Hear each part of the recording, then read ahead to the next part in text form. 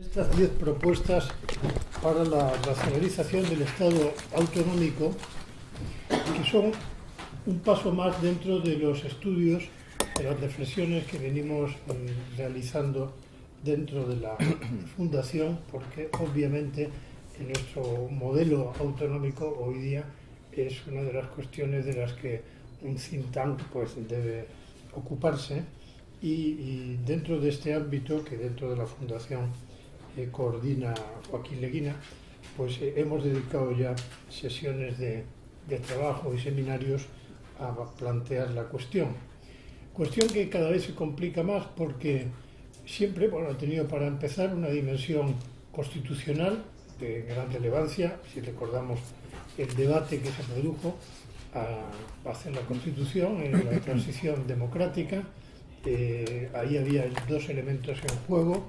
Por un lado, la exigencia de reconocer la identidad de determinados aspectos dentro de nuestro país, identidad cultural, identidad lingüística, y por otra parte pues la exigencia de igualdad de trato a todos los españoles. Ambos elementos están recogidos, como es bien sabido, en la Constitución, pero el debate era a qué darle prioridad. Se habló de manera más o menos coloquial de café para todos, se habló de tabla de quesos, se habló de todo. Al final, sin embargo, parece que hemos ido yendo poco a poco hacia un sistema un tanto curioso que no opta por ninguna de las dos cuestiones, sino que intenta hacer las dos a la vez, y eso evidentemente tiene su costo y no solo político, ¿no? Hay exigencias identitarias continuadas que no siguen abiertas, por utilizar la expresión obligada, pero a la vez las exigencias posteriores también de otras autonomías que exigen lo mismo, ¿no? Mediante cláusulas peculiares o mediante actitudes políticas de decir, muy bien, haga usted al gobierno, al que me refiero pertenecía al mismo partido, hagan lo que quieran respecto a esa comunidad autónoma, pero en la mía haremos lo mismo, ¿no? Claro, entonces esa especie de duplicación complica bastante la cuestión. Por otra parte, no estamos solo ante un problema de derecho constitucional, estamos ante un problema con una enorme carga emocional. La identidad propia es algo pues que no es precisamente fruto de la racionalidad, y eso no le quita importancia. Yo creo que Richard Rorty, cuando dice que son más valiosos los sentimientos que el imperativo racional, pues puede tener razón muchas veces. Pero luego hay, por último, un tercer elemento que ahora entra en juego y que es un elemento muy prosaico del que el español es poco dado a hablar, sobre todo en el ámbito académico y de la reflexión teórica, que es el del dinero, ¿no? Y es, al final, ¿quién paga esto, no? Entonces, esta es una cuestión que con la crisis económica ha entrado igualmente en juego y es un factor más, para bien o para mal, habrá opiniones, que sin duda va a condicionar toda esta cuestión.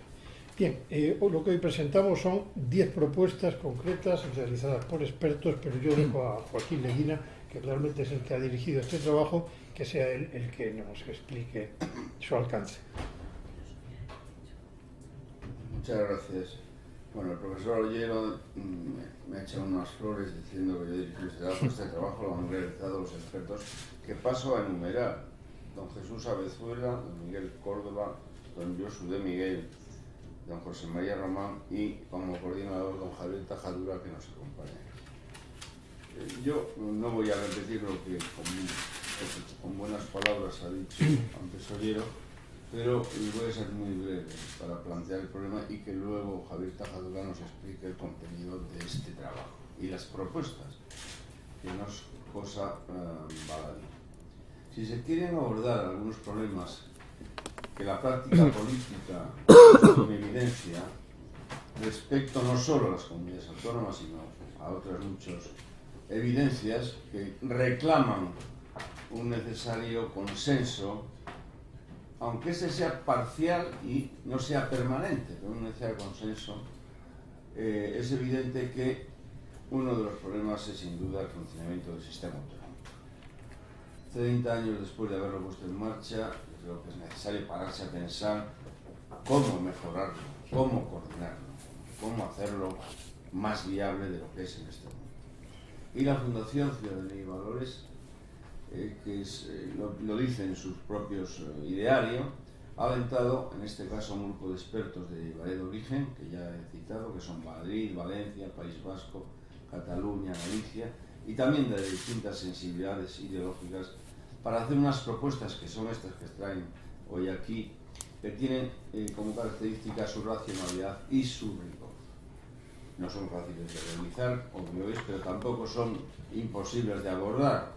En principio no requieren muchas reformas constitucionales, pero algunas sí cambian, ¿no? Algunas de esas propuestas. Bueno, todo en beneficio de que la cosa pública funcione mejor, cosa que no será posible sin un acuerdo de los dos al menos de los dos grandes partidos hoy presentes en la política española. Y para terminar les voy a leer una cosa que escribí hace unos días para El Economista. Yo creo que viene al pelo para lo que se va a discutir aquí. Cuando termino la lectura y comenzará Javier Tajaduras a ponernos... Empiezo la lectura. El título del artículo era El rabo del diablo y hacía referencia a un dicho, una sentencia muy popular que se dice: cuando el demonio no tiene que hacer, con el rabo espanta las moscas. Bastaría una simple contabilización del número de páginas que se publican en España conteniendo normas con rango de ley para llegar a una conclusión elemental. Estamos ante una superproducción legislativa de tal tamaño que no puede conducir sino a la confusión generalizada y a la contradicción entre unas y otras normas. Una diarrea legislativa que nos puede llevar a la tumba.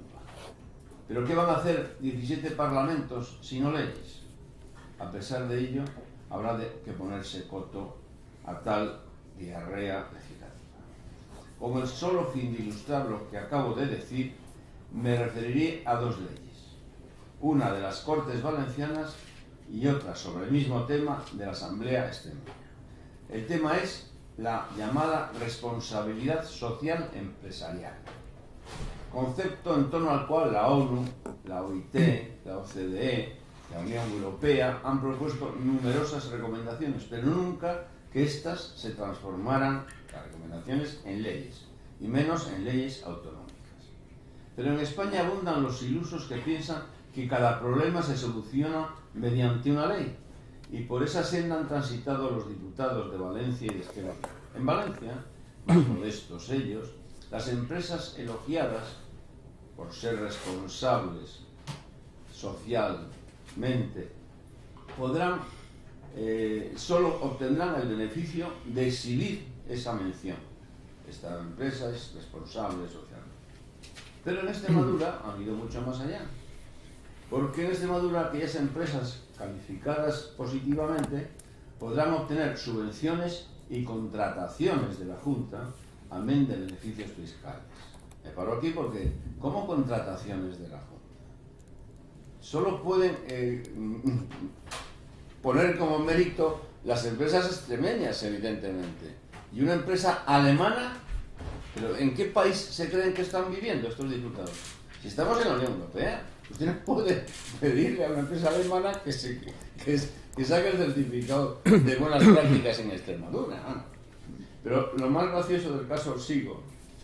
En Extremadura las certificaciones de empresa socialmente responsable se darán tras considerar casi 50, ellos llaman elementos configuradores, la mayoría de ellos bajos, y también alguno muy divertido como el siguiente: la participación e interactuación en redes sociales, la transparencia de las políticas salariales y la equidad en su aplicación, el establecimiento de criterios éticos para la selección de proveedores y subcontratistas y el diálogo con sus grupos de interés sobre una política del mercado. Vamos, la gallina.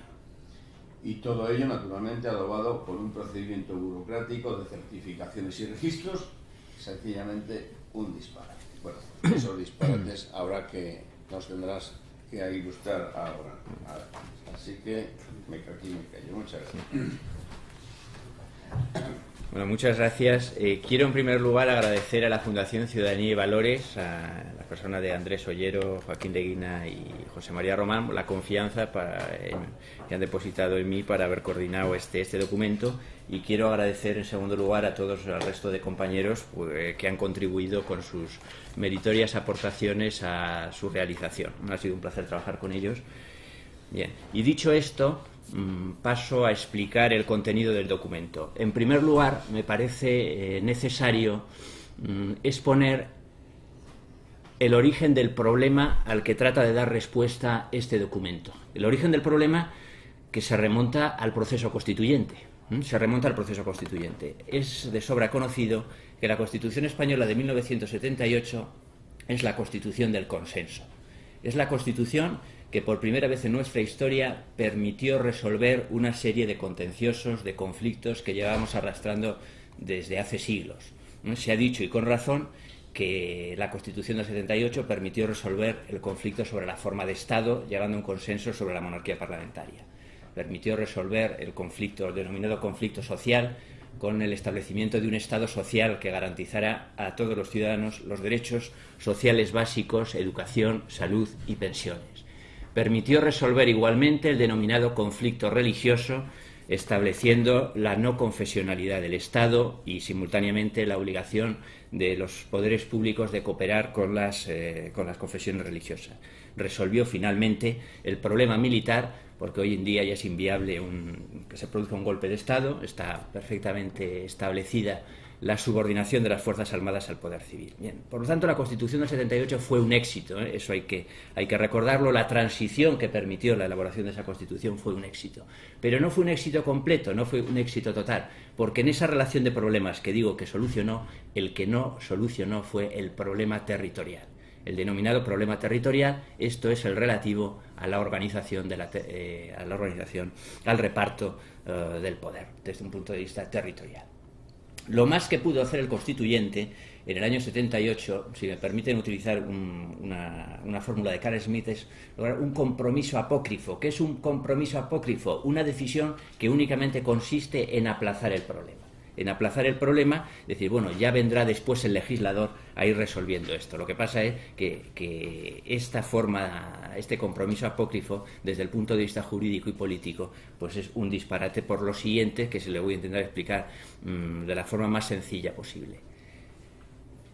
En sede constituyente se dijo, se reconoce el derecho a la autonomía. Entonces parece que por esa senda podíamos llegar a un horizonte federal. Se reconoce el principio de autonomía, pero no se dijo más. Y en cualquier constitución del mundo que reconozca el principio de autonomía hay que dar respuesta a dos preguntas: ¿autonomía de quién y autonomía cuánta? Es decir, ¿quiénes son los sujetos titulares de esa autonomía? ¿Y qué nivel de autonomía tienen? Si no se da respuesta a esas dos preguntas, la Constitución, desde el punto de vista territorial, no sirve absolutamente para nada. Así vemos la Constitución americana, la alemana, la italiana, la de cualquier país descentralizado del mundo nos va a dar respuesta. Pues hay tantos estados, tantas regiones, me da igual el nombre que se le dé, pero esas comunidades infraestatales son las que son. Son 17, 20, son 50. Y sobre todo, la Constitución nos va a decir, y pueden hacer esto y no lo otro. ¿Cuáles son las competencias? ¿Cuál es el nivel de poder que tienen esos entes? La singularidad de la Constitución española es que es la única del mundo, insisto, la única del mundo, que reconociendo el principio de autonomía no da respuesta a esas dos cosas. Nosotros leemos la Constitución y ni siquiera sabemos que hay 17 comunidades autónomas. Podría no haber ninguna o haber incluso 50 y pico si todas las provincias hubieran querido cada provincia, considerándose una entidad regional histórica, haberse constituido en comunidad autónoma. Bien, entonces el problema viene de allí. Entonces, esa ambigüedad es lo que técnicamente se conoce como principio dispositivo y dice, será el legislador orgánico el que vaya decidiendo cuántas comunidades autónomas se crean y qué nivel de competencias dentro de un límite constitucional van a tener. Así, mediante leyes orgánicas, se han creado 17 comunidades autónomas con un nivel competencial y se han ido reformando esos estatutos para que las comunidades autónomas asuman cada vez más competencias. Sobre todo en las reformas estatutarias de la octava legislatura. en una especie de proceso de dirección única, porque si bien es cierto que el federalismo es dinámico, que puede ser necesario, luego insistiré en esto, que en un momento dado el reparto de competencias sea uno y en otro momento dado puede ser necesario cambiarlo, pero aquí cuando digo que es un proceso de dirección única es porque los estatutos han sido siempre reformados para que las comunidades autónomas fueran asumiendo cada vez más poder en detrimento de las facultades de los poderes centrales del Estado que van vaciándose. Hasta el punto de que puede llegar a hacer imposible el cumplimiento de las funciones constitucionales que tiene encomendada el Poder Central como garante de la igualdad de los españoles y de la solidaridad. Entonces, claro, la cuestión es que en España, mediante una ley orgánica, mayoría absoluta, 176 diputados, lo que se puede hacer en última instancia es una operación de reforma constitucional, porque es afectar al reparto del poder.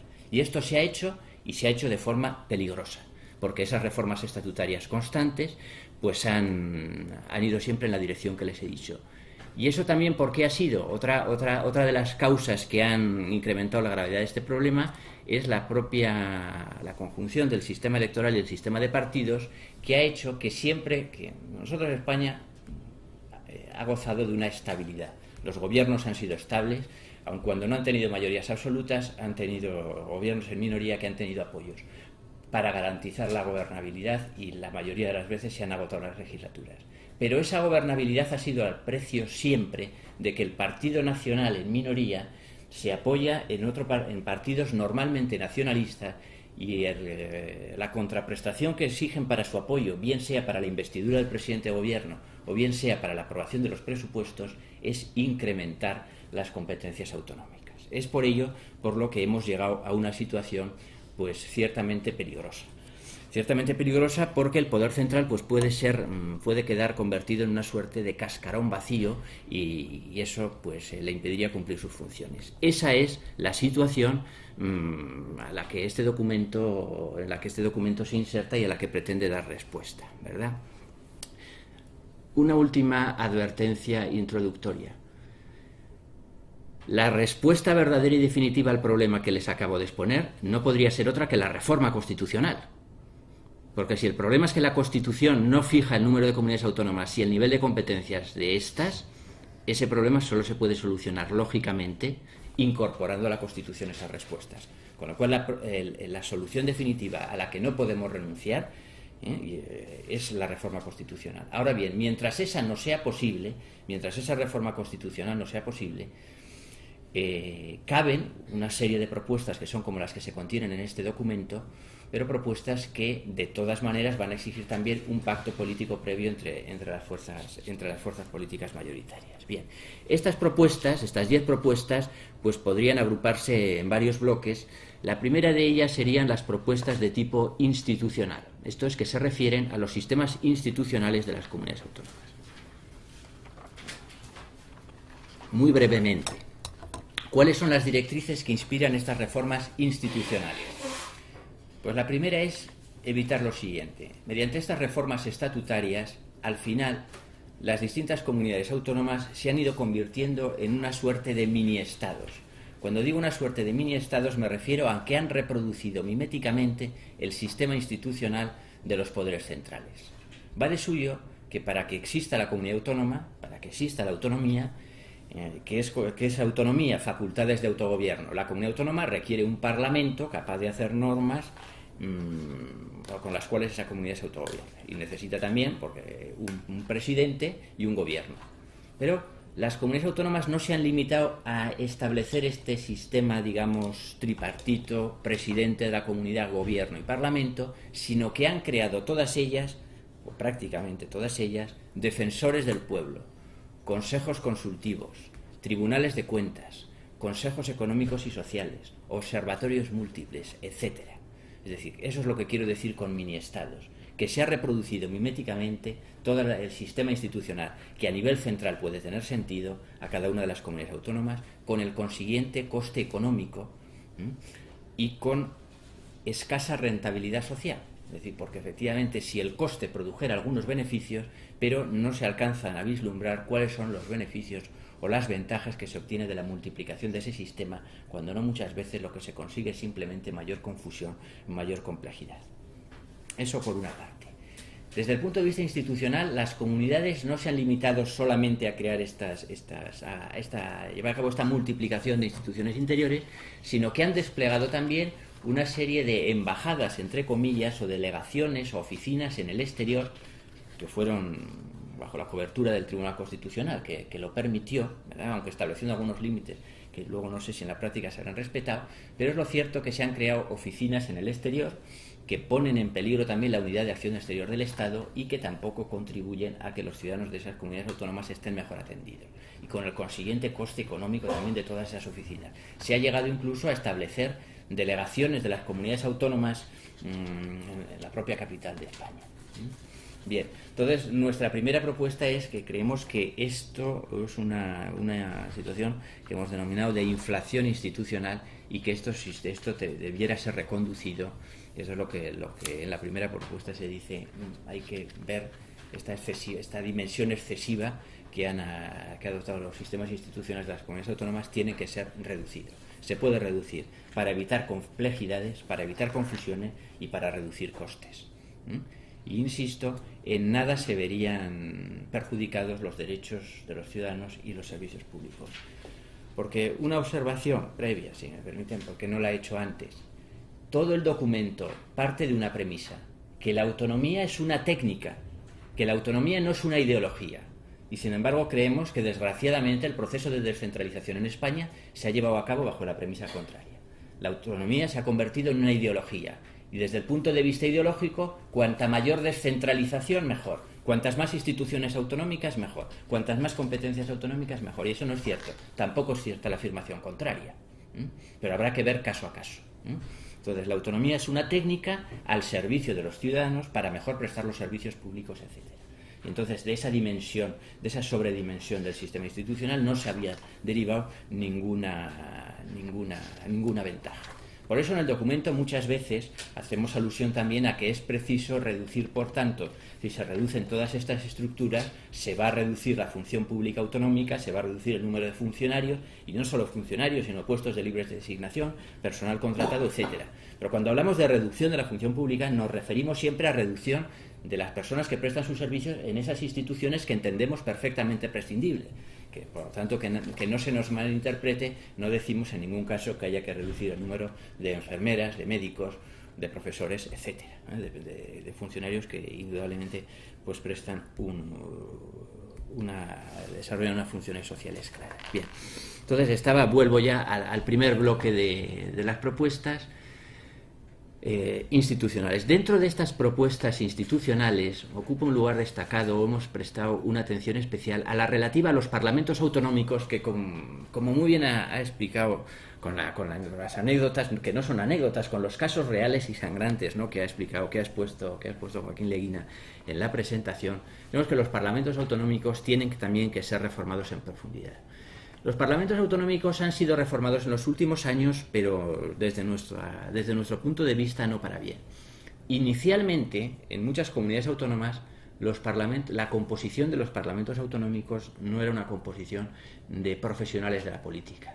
Digamos, los parlamentos autonómicos inicialmente estaban integrados por personas que desarrollaban su trabajo al margen de la actividad parlamentaria y asistían una serie de días a prestar esa actividad parlamentaria cobrando unas dietas, etcétera. Pero eran personas que hacían compatible su trabajo con su dedicación parlamentaria y que estaban, por lo tanto, perfectamente incardinados en la realidad social de las comunidades. Y esos parlamentos, con esas personas que compatibilizaban su trabajo ordinario con la actividad parlamentaria, construyeron los corpus normativos autonómicos, es decir, de la nada hicieron todas las leyes que eran precisas que las comunidades autónomas desarrollaran en el ejercicio de las competencias que asumieron con la aprobación de sus estatutos de autonomía. Bien, posteriormente, cuando esos corpus normativos ya estaban creados y la labor del Parlamento, por lo tanto, debía limitarse simplemente a que ante problemas nuevos susceptibles de ser resueltos mediante una ley, pues se creara una ley o reformar los anteriores, es decir, cuando el trabajo legislativo era notablemente inferior. El trabajo de la acción de gobierno era similar, pero podríamos poner también ejemplos de excesos de cientos de preguntas que se formulan que no tienen ningún sentido. al hilo de la última ocurrencia del último periodista, que no tiene ningún sentido. Entonces, tanto el trabajo legislativo como el control de la acción de gobierno de una comunidad autónoma entendemos que no justifican la profesionalización. Antes bien, cualquier generalización pues puede incurrir en la injusticia, pero creemos que la cualificación general de los componentes de los parlamentos autonómicos, pues lejos de experimentar una mejoría, pues ha experimentado un descenso. Y eso se ha traducido también en la peor calidad de las leyes. Los parlamentos profesionales autonómicos no han llevado a cabo, no han creado una legislación de mejor calidad, ni han llevado a cabo mejor la labor de control de gobierno. Por lo tanto, la propuesta es la desprofesionalización y volver a los parlamentos al sistema anterior, y creemos además que esto, desde el punto de vista democrático, pues contribuirá a acercar más también al representante y al representado. Naturalmente, esto no es extrapolable a las Cortes Generales de ninguna manera, porque las Cortes Generales son otra cosa, pero a nivel de comunidades autónomas sí. Y voy a añadir un tercer ejemplo a los dos que ha puesto Joaquín Leguina del Parlamento de Navarra, ¿no? Porque el Parlamento de Navarra hace un mes aprobó una ley del Código de Buen Gobierno, cuyo contenido pues es magnífico. Los políticos no podrán recibir regalos de tanto, de cuánto. Pero lo que ocurre es que la ley de Código de Buen Gobierno empieza con un artículo 1 que dice: esta ley no tiene efectos jurídicos. Esta ley no tiene efectos jurídicos. Entonces yo me permití escribir un artículo de crítica, y la presidenta del Parlamento de Navarra me contestó públicamente, muy ofendida, diciendo que cómo soy capaz de decir eso si como jurista no comprendo que, aunque no tenga efectos jurídicos, contribuye a la cultura de Navarra. Todavía no he entendido cómo contribuye a la cultura de Navarra, etcétera. Bien. Entonces, de eso podríamos escribir un libro, de excesos que han cometido los parlamentos autonómicos. Bien, ese por lo tanto sería un primer bloque de propuestas institucionales. Segundo bloque, entraría ya en lo que es el ámbito competencial, ¿no? El ámbito competencial. Como decimos, si la autonomía es una técnica, no se puede decir que cuanta mayor descentralización mejor, ni tampoco lo contrario.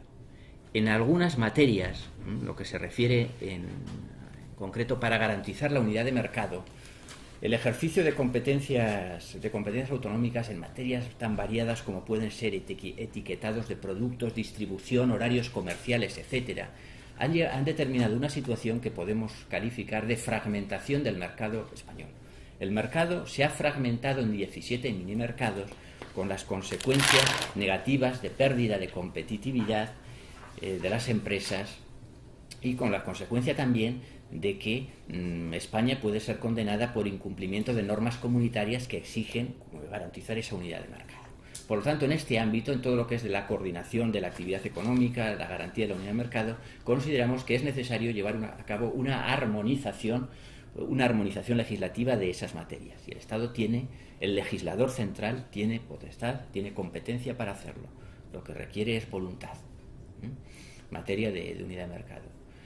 Todo esto, la gravedad de esta situación, además, pues se acentúa en la situación de crisis económica y financiera nacional e internacional en que vivimos. Estoy pensando también en el tema, hay una propuesta relativa a eso, del control del déficit y del endeudamiento creciente de las comunidades autónomas. Es decir, el poder central, digamos, si me permiten la expresión, se ha ajustado el cinturón, pero las comunidades autónomas no lo han hecho. Se han comprometido a hacerlo, pero lo que no se han establecido es mecanismos concretos para obligarles al cumplimiento de esos objetivos, y eso es necesario también que el poder central adopte esa serie de medidas. Por no extenderme mucho más, también en materia competencial creemos que el legislador central tiene que intervenir para garantizar la no discriminación de los ciudadanos por razones lingüísticas, la enseñanza, el derecho a ser escolarizado en lengua castellana en cualquier parte del territorio nacional, y eso puede hacerlo en virtud de sus propias competencias. El legislador central puede intervenir. Bien, junto a este bloque de propuestas tendentes a reformar las instituciones, tema institucional y tema competencial, pues hay una tercera, con esta concluiría, relativa a la necesidad de desarrollar concretar los mecanismos de cooperación y de coordinación entre el poder central y los poderes territoriales. La cooperación y la coordinación no pueden ser buenas palabras, sino que se tienen que establecer mecanismos concretos para obligar a las comunidades autónomas al cumplimiento de sus obligaciones derivadas del principio constitucional de solidaridad. Probablemente eso igual con la ley no es suficiente. El Consejo de Estado, en el informe sobre la reforma constitucional, dijo que también habría que llevar a cabo reformas sobre esa materia. Y concluyo, por lo tanto, afirmando cuál sería el punto, la dirección, el horizonte al que nos veríamos encaminados si siguiéramos estas propuestas. Pues al horizonte de establecer en España una suerte de modelo federal ejecutivo, basado en la existencia de 3 niveles. Las decisiones políticas básicas se tomarían a nivel europeo. Los estados desarrollarían legislativamente esas decisiones y las regiones, las comunidades autónomas, ejecutarían esas decisiones, las gestionarían mejor o peor. Pero esta solución es la lógica porque es la que responde al signo de los tiempos y a la evolución histórica. El propio Estado nacional es incapaz ya de dar respuesta a los graves problemas que tiene la sociedad española y las sociedades europeas. Crisis sanitarias, la gripe aviar, seguridad contra organizaciones terroristas, dependencia energética. Es decir, los problemas son globales. Los problemas de la sociedad española, como los de la sociedad francesa, etcétera, requieren una respuesta europea, requieren una ley europea, una normativa uniforme. Frente a esa necesidad, el modelo contrario de establecer 17 leyes, como bien ha dicho Joaquín, sobre cada materia, por mucho que se presente como paradigma del progreso y de la modernidad, no es sino un anacronismo que no va a permitir a la sociedad española resolver los problemas del presente. Muchas gracias. Muy bien. En la mesa, como pueden ver, están también 2 de los autores de estas propuestas, don Miguel Córdoba, particularmente de cuestiones económicas, José María Lomán, director general de la Fundación, y está también con nosotros Jesús Adezuela, letrado, abogado, profesor universitario, experto jurídico. Cualquier pregunta que quieran plantear, pues con mucho gusto será respondida.